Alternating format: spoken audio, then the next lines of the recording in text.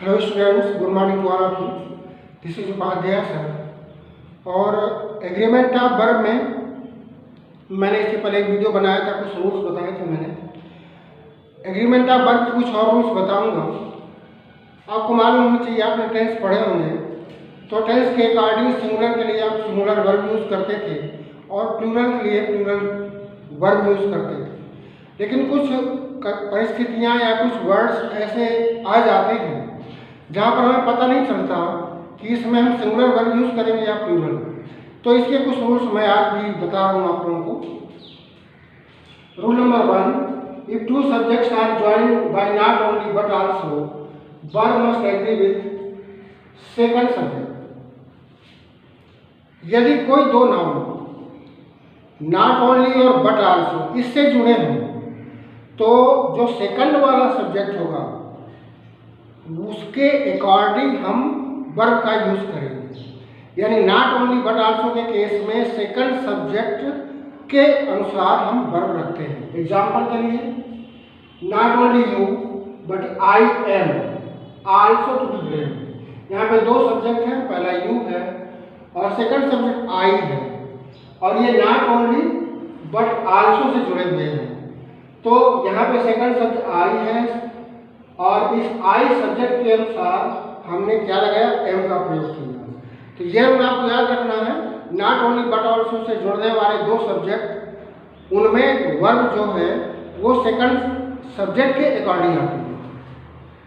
Rule number 2, if a plural noun denotes some specific quantity or amount considered as whole singular verb. एक plural noun जो एक specific quantity, एक विशेष, एक particular विशेष quantity को, मात्रा को, एक संख्या को दर्शा रहा हो, तो वो चूँकि सब कुछ मिल के वन क्वांटिटी हो जाती है, होल मिल के, पूरा मिल के एक क्वांटिटी बताता है, और वन क्वांटिटी बताने की वजह से वो सिंगुलर हो जाता है, और फिर वहाँ हम सिंगुलर वर्ब यूज़ करते हैं।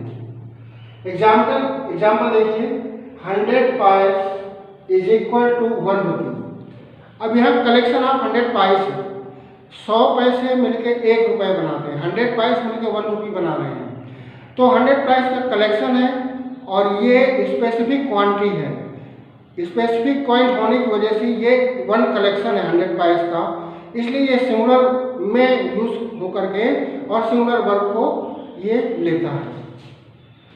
इसलिए हमने यहाँ पे 100 पाइस के साथ इसका प्रयोग किया।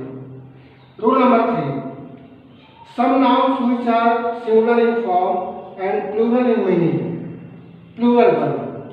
कुछ नाउन ऐसे होते हैं जो फॉर्म में, जिनका आकार सिंगुलर होता है, यानी दिखने में वो हमें सिंगुलर दिखते हैं, पर एक्चुअली उनकी मीनिंग जो है वो प्लूरल से होती है।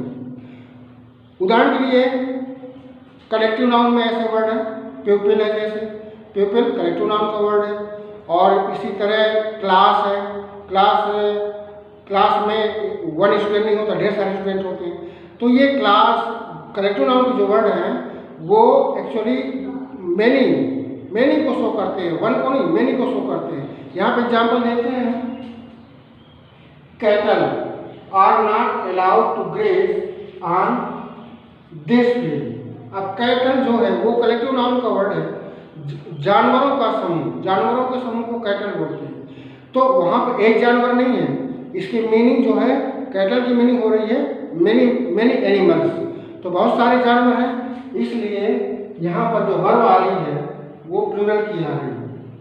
Rule number 4, phrases beginning with a crowd of, a flock of, a group of, a herd of and a regiment of.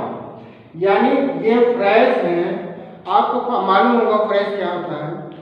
Group of word, एक फ्रेज जो है वो ग्रुप ऑफ वर्ड, मतलब एक शब्दों का समूह जो होता है वो एक फ्रेज बनाता है।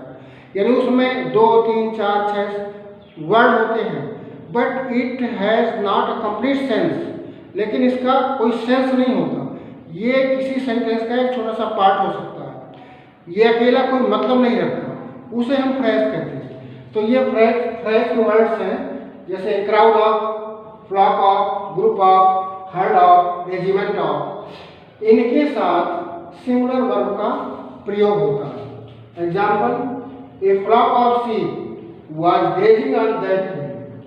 ए फ्लॉक ऑफ शीप मतलब भेड़ों का एक झुंड। अब शीप तो भेड़ है, एक भेड़ नहीं, भेड़ों का झुंड मीन्स बहुत सारी भेड़ें हैं वहाँ पर ए फ्लॉक ऑफ, ये ए मतलब एक झुंड, यहाँ पे ए आ करके उस मेनी को वन शो कर रहा है, यानी बहुत सारी भेड़ों का एक झुंड, तो ये सिंगुलर वर्ड शो कर रहा है और इसलिए इसके साथ हम सिंगुलर वर्ड का प्रयोग कर रहे हैं।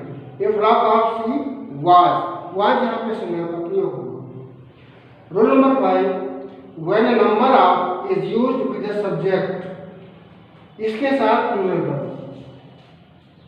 व्हेन नंबर ऑफ, किसी सेंटेंस में दिया जाता है नंबर ऑफ, तो नंबर ऑफ के साथ इसके बाद यदि कोई सब्जेक्ट है और वो सब्जेक्ट प्राय प्लूरल ही होगा, तो उसके साथ हम वर्ब जो है वो प्लूरल कहलाते हैं।